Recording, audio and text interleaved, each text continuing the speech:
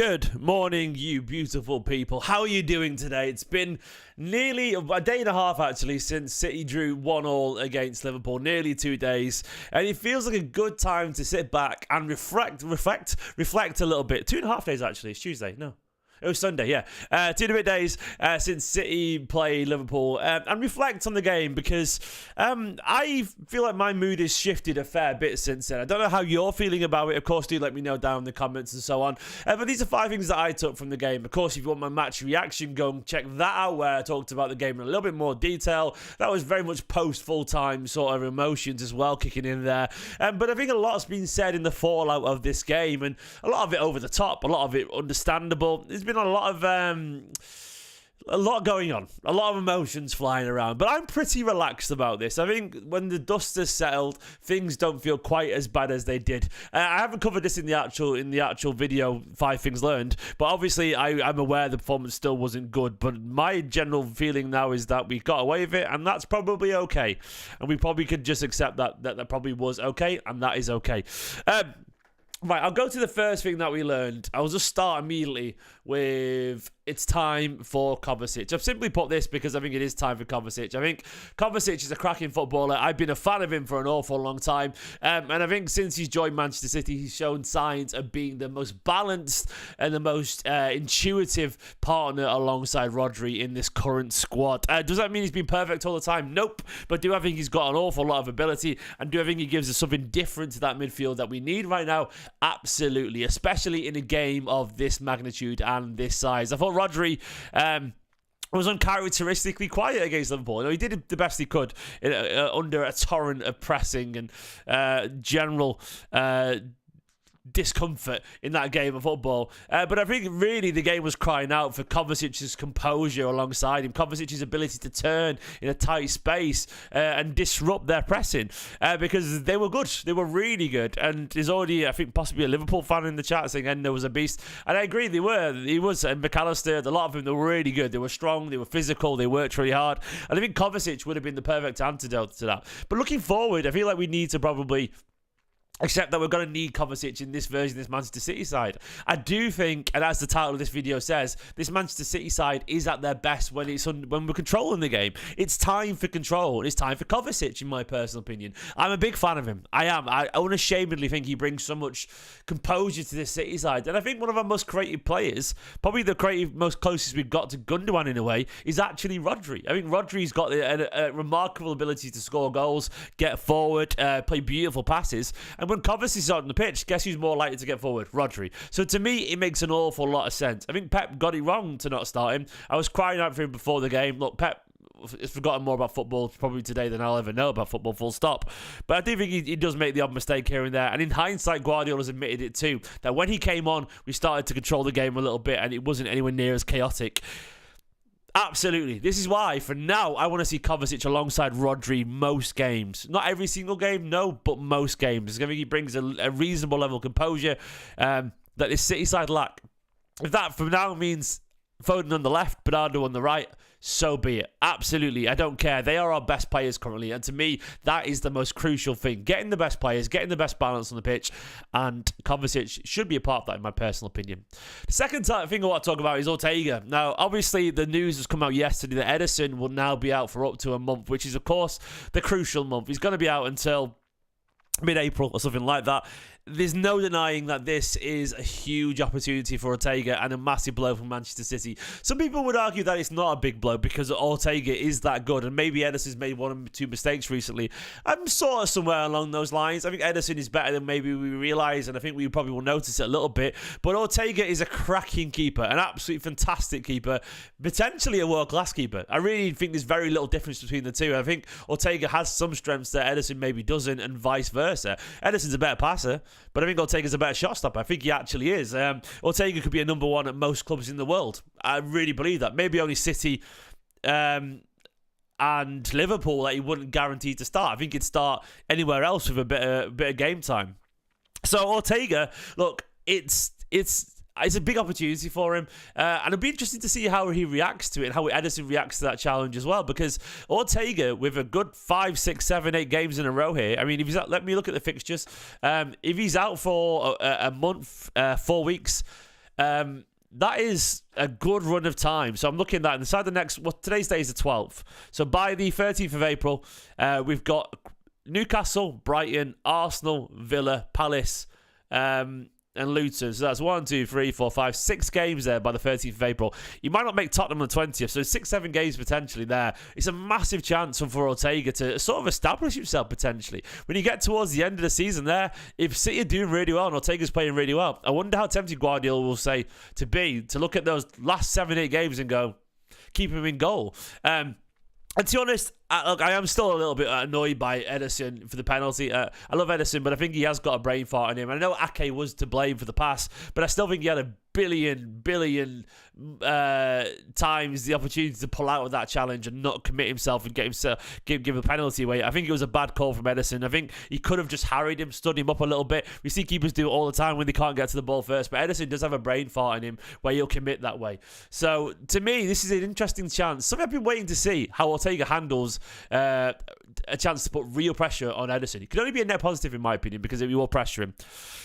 We are still looking good. This is the thing I learned. Like, there's been so much,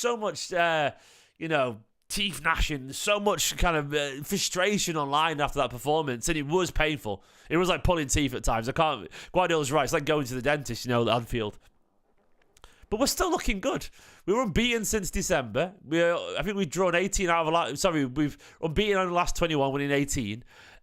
We're always poor at Liverpool away. We are. I saw people talking about players gone by and all this kind of stuff, as if the likes of David Silva, Aguero, even Vinny, Yaya, whatever. All these people, even Gundogan, Mahrez, they all struggled at Anfield. They all absolutely struggled at Anfield. It's one of those things where, we're looking really good. We are still 1 point behind the top 2 with 10 games to play. Better position than we have been in most of our title races. We're favourites for the Champions League. We've got Newcastle in the FA Cup in the quarterfinals. It's looking really good. I think we've forgotten what failure looks like as a fan base because we've been so inundated with success that we don't know what actual struggles are. It's normal. For years gone by, it would be seen as something that you'd be proud of if you robbed a point or got lucky and got a point from a difficult game. You'd be chuffed. But now we've become so accustomed to perfection that anything less feels like a dagger to the heart. And it's not that deep. It isn't. It's okay to struggle in a game of football, especially at the game where we always struggle. Anfield, we do. And I think people have forgotten just how blown away we've been at Anfield before. If anything, we started better than we usually do at Anfield. But I know it was a weakened Liverpool side, but still. The side that we started to really struggle against is one where the best players came on, towards the second half, and we should have probably lost that game almost certainly because we made mistakes and it could have been a penalty, etc., etc. But we need to remember we're actually still looking good. We really are. And we're looking actually fine. We're in incredible form. I saw a tweet. I retweeted a tweet yesterday from Asan, which I'm going to try and do a video with Asan tomorrow, by the way. And Asan was saying heads have gone, and Stefan replied to him saying, what do you expect when an away draw at Liverpool leaves us 3 months since our last defeat, 1 point off the top while still in Champions League and FA Cup? Perspective is what I'm calling for that. And we need to remember that we are on a very good run of form. I don't think people are wrong to say that we might not be as good as last season overall and quality-wise, but that's fine. You don't have to be. You only have to be as good as everyone else to win, or better than everyone else in the league. I think if you compare this to last season, it might be a little bit worse. But does it matter? Does it really matter? Are we still probably going to win something? Probably. That's all that matters to me. And don't forget, we won a treble. And we won everything. There's going to be a drop-up at some point. The point is, when you reach the very top, you either do something insane and stay there, or you drop a little bit. And that's normal. That is life.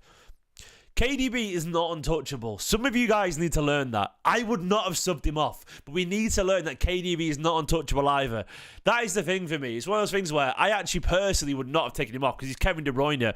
But I've seen people slagging off Guardiola and saying it's a disgraceful decision and all this kind of thing. No. KDB is not untouchable whatsoever. I don't think he played well. I don't think he was absolutely working. I would have kept him on. That's the thing is, I genuinely would have. But it's one of those things where Pep has got every right. And the matter of fact is City did actually get better when De Bruyne came off. I mean, maybe it was because we added Kovacic as opposed to De Bruyne coming off, if that makes sense.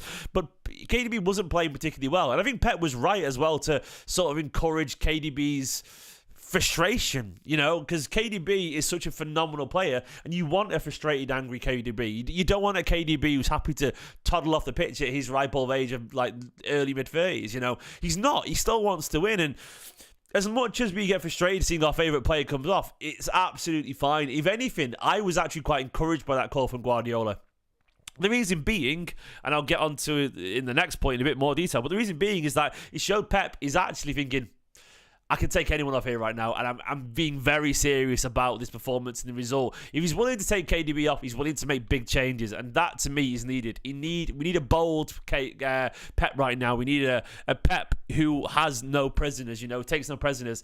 And KDB, look, ultimately he should have played a little bit better, but I think we need to remember as well, KDB is only human. He won't play perfect all the time. He's been phenomenal since he came back, but he's only just come back as well. Don't forget. I know he's been back for a couple of months now, nearly, but we can't force it. He could have got injured away at Anfield, whatever, I don't know, but to me, I took a more positive slant on it. It's good that Pep makes big calls. It's good that KDB is frustrated. He's won everything. He could be complacent. And it was also nice that he trusted Foden central for that shift. That was a nice show of faith there. You've got to reframe how you see this in your head a little bit, because I think it's a good sign personally. I think it is. KDB is not untouchable. He's a fantastic player. I would have done it, but I get it and I respect it. That's the most important thing. Finally, we need to move away from this temptation to blame Alvarez for that performance. Alvarez is not to blame. Does that mean he played well? No, he didn't. Did he have a bit of a stinker? Yes, he did. But is he to blame? Absolutely not. Pep is. And I'm not blaming Pep as such, but I'm saying if you want to point the finger at anyone, remember that this 23-year-old striker is not the problem because he can't play as a left winger or can't play very well in midfield right now. I think Alvarez's touch right now looks loose. I think it looks worse than it did a year ago, if I'm being honest. I think he's suffering from confidence issues a tiny bit, and I think we need to understand that he is not the issue here. We can't scapegoat him, we can't guy him, and I've seen a lot of people get really angry at Alvarez. Don't. If you get angry at anyone, blame Pep. He would rather you blame him as well. Like, Pep is the one putting him in that role. Pep is the one insisting him do something that he clearly can't do. And Pep is the one leaving and hanging him out to dry there, And I don't blame Pep as such. He's got every right to try things. And Pep is a genius, the greatest in our lifetime, etc. Whatever.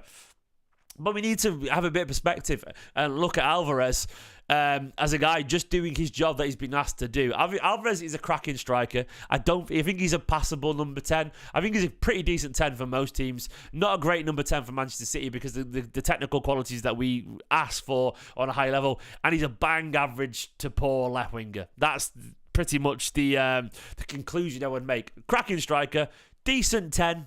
Not a great 10 because we've got De Bruyne, Foden or whatever.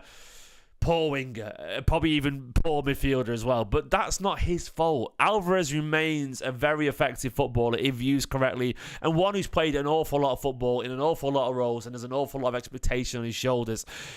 I don't want people to get on him too much because I don't think he deserves the criticism that he's been getting. I don't think he does.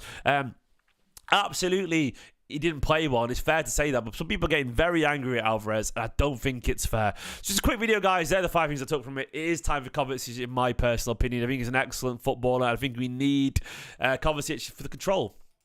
Ortega has got a massive chance to step into Ederson's big old gloves. And I think he's going to take it, I think he's going to surprise some people. The third thing is that despite all of the frustration, we're still in a phenomenal position. We really are. 1 point off the top. I think we'll beat Arsenal. I actually do. I might be wrong, but I feel confident about Arsenal. And I think we've got a very favourable running. We will see, but I'm not worried at all. KDB is not untouchable because Pep is right to make calls if he wants to. And finally, of course, Alvarez is not to blame. Guys, thanks for watching this video. I'm about to set off to go and record We're Not Really Here for BBC Manchester with Mike, Miney and Natalie Pike. So I'm going to leave the video here because I've got to drive to Manchester. But thank you for watching. I've got Asan hopefully on the channel tomorrow for a big old breakdown of all things Manchester City. For now, in a bit, come on you Blues. Things are looking all right. Perspective is needed. Bye-bye. Come on.